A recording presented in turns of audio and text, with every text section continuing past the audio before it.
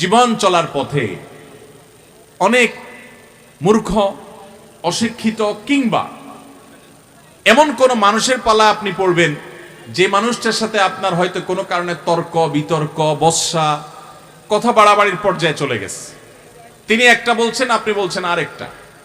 হতে পারে এরকম পরিস্থিতি যখন হবে তখন আপনি তার সাথে তর্ক না বাড়িয়ে, যখন বুঝলেন যে লোকটাকে বুঝালেও বুঝবে না, তিনি বুঝেও না বুঝার ভান করে আছেন কিংবা মূর্খ বা তিনি না জেনে অনর্থক তর্ক করছেন, তখন সাথে সাথে রহমানের বান্দাদের বৈশিষ্ট্য হলো সালাম দিয়ে সে সেখান থেকে প্রস্থান করবে, সেখান থেকে চলে যাবে, তর্ক বাড়াবে না।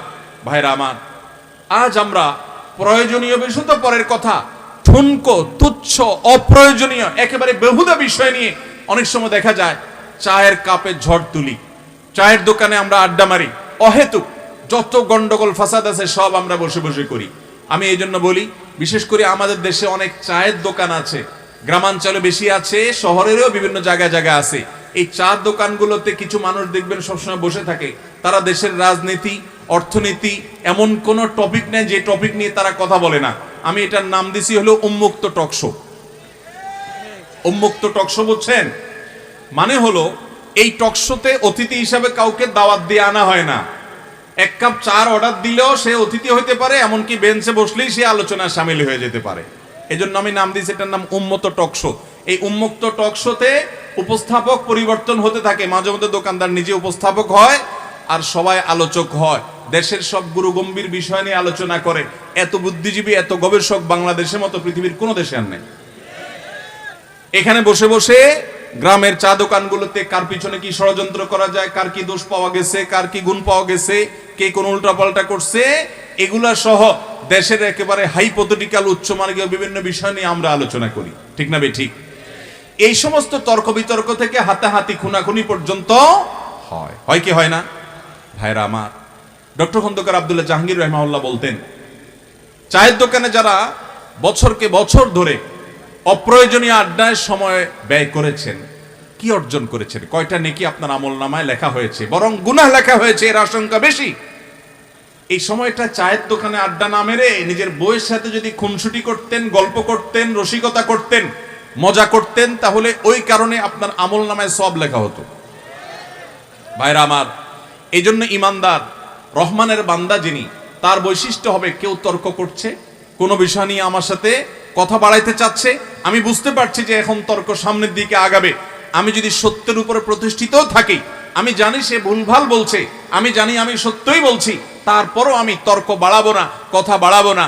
আমাদের দেশে এত বেশি ঠুনকো বিষয়কে নিয়ে অনেক বড় বড় গন্ডগোল ফাসাদ হয় যে লুডু খেলাকে নিয়ে দুই গ্রামের মানুষ সংঘর্ষ করে কয়েকজন আহত নিহত। শুনেন না আপনারা?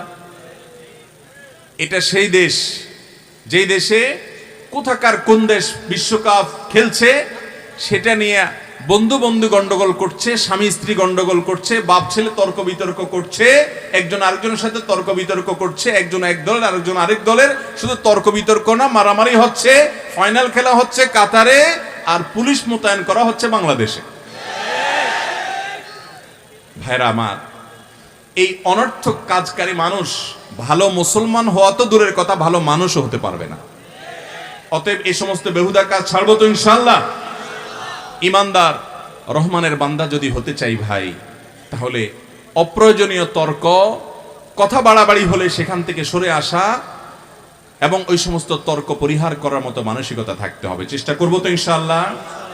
আজ থেকে আপনার কোনো সহকর্মী কোনো একটা বিষয় নিয়ে গন্ডগোল হয়েছে, সেটা ধর্মীয় বিষয় হোক, সেটা রাজনৈতিক বিষয় হোক, সেটা অন্য কোনো বিষয় হোক, ভাই এই বেহুদা তর্কে আমার কোনো লাভ নাই। আমি আমার কাজ করব, আমি আমার আমল করব, আমি আমার জিকির করব, আমার আখিরাত উন্নত হবে, আমার দুনিয়া উন্নত হবে, আমার ছেলে মেয়ের উন্নতি দেখব, নিজের আমলে উন্নতি করব।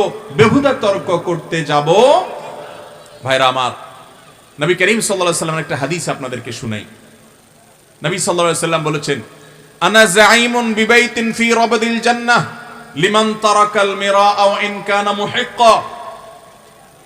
তিনি বলেছেন, আমি জান্নাতের এরিয়াতে একটি প্রাসাদ, দুনিয়ার কোনো প্রাসাদ না ভাই, এটা বুর্জ আল খলিফা না, এটা বুর্জ দুবাই না, এটা টুইন টাওয়ার না, এটা মালয়েশিয়ার সর্বোচ্চ ভবন নয়, জান্নাতের প্রাসাদ দুনিয়ার কোনো কিছুর সাথে যার কোনো তুলনাই চলে না।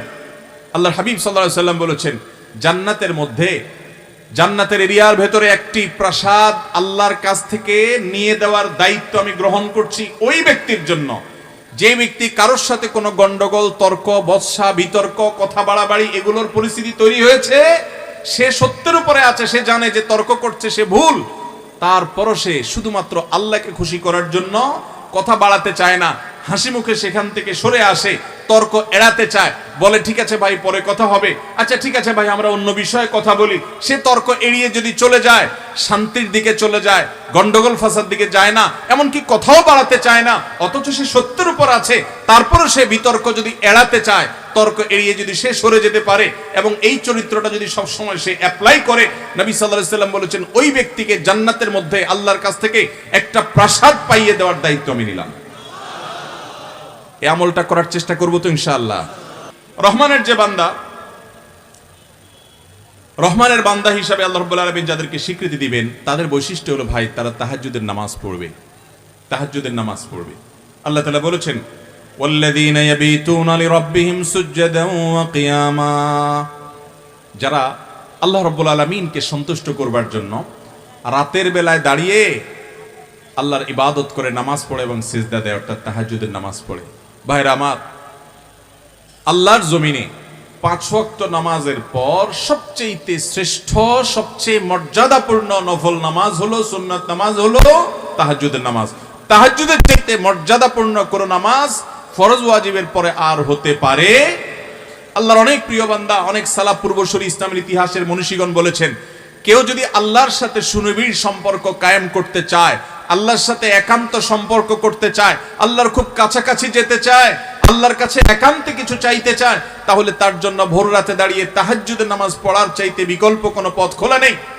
মোহতারাম হাজরিন, নবী করিম সাল্লাল্লাহু আলাইহি সাল্লাম বলেছেন, রাতের শেষ প্রহর যখন হয়, ভোর রাত যখন হয়, আল্লাহ তাআলা দুনিয়ার আসমানে নেমে আসেন এবং বান্দাদেরকে ডেকে ডেকে বলেন, তোমাদের মধ্যে কেউ ক্ষমা প্রার্থনাকারী আছো, আমি ক্ষমা করব।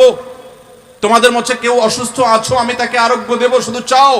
অন্য সব সময় চাওয়া আর ভোর রাতে চাওয়া এক না।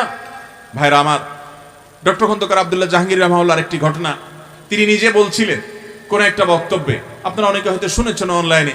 তিনি বলেছেন যে আমার কাছে এক আল্লাহর বান্দা এসে বলেছেন, হুজুর এমন এক বিপদে পড়েছি, এখান থেকে উদ্ধার হওয়ার কোনো পথ আমি দেখছি না, চোখে শুধু অন্ধকার দেখতে পাচ্ছি, আমল শিখিয়ে দেন বা কোন একটা আমাকে বলে দেন যেটা করলে আমার কাজে আসবে, দোয়া শিখিয়ে দেন।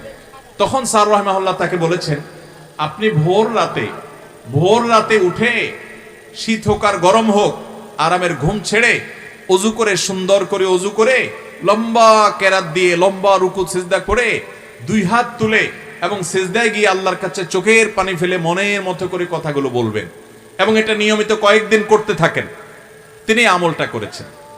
স্যার রাহমাহুল্লাহ বলেছেন, কয়েকদিন পরে লোকটা আমার কাছে আসলো, এসে বলছে যে ভাই, আমার নিজের কাছেই অবিশ্বাস্য মনে হচ্ছে যে আল্লাহ তাআলা আমাকে এইভাবে উদ্ধার করবেন, আমি কল্পনাও করি নাই, আমার সমস্যাটার সমাধান হয়ে গেছে।